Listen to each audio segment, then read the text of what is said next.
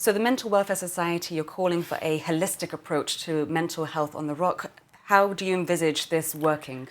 Well, we've been calling for this for a long time because it's obviously what you need. You need to have a system where the individual is considered as a whole. You know, physical, mental health issues. Very often there are housing issues, social issues, issues to do with benefits. And you need to have a system where there is somebody or a group of people who are aware of all the issues pertaining to this person and who work in coordination. Now, in theory, there is more of that happening than used to be. But in reality, there are still people who are not being seen in this holistic fashion. There's still a way to go. There's still quite a way to go, yes.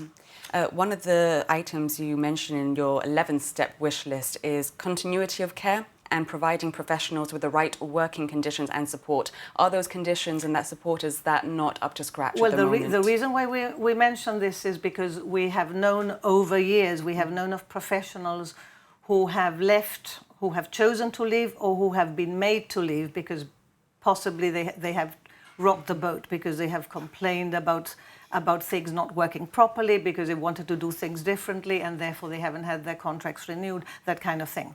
I have had people tell me that that the working conditions are not good for professionals who come sometimes used to having very clear protocols in place and so on, and then they find themselves in a situation where that isn't happening and they're not very happy. I mean, I have been told, and by professionals in the system, that it's difficult to find people to come here, good people to come here.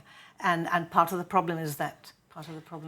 And I suppose when it comes to continuity of care, especially when speaking about mental health and a patient might be coming to you and unloading serious issues, the last thing they want to do is to keep repeating those today, if a different doctor is somebody told me today, time. a service user told me today, I have seen 7 doctors in 5 years. Wow.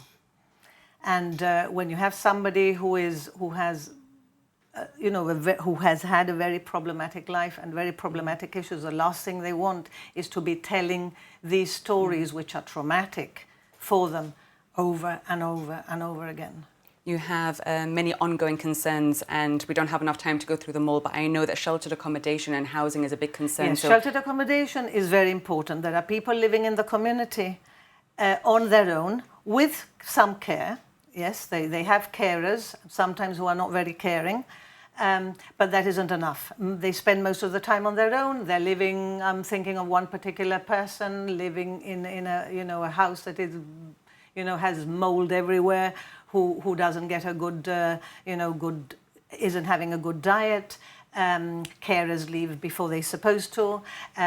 They don't complain because they're worried about how the carers are going to respond and so on. So you need to have, there are many things that are supposedly in place, but that have to be monitored much more closely, and that where people, sometimes you need to have much better quality of care. Thank you. Well, as you said, some of these concerns you've been campaigning for years, so I'm sure we'll be hearing back from the Mental Health Society very soon. Thank you very much. Thank you.